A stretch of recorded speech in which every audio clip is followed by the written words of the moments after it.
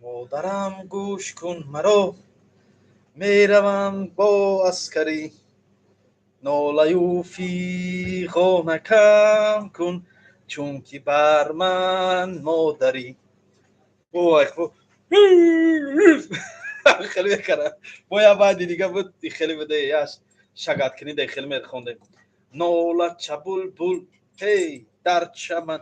با که یک کس همین شعر میخونده یک خفه باش هی میگفتم. ناله چه بلبل هی در چمنی گل، هی از بوی گل مستم بلبل خوشخوانی.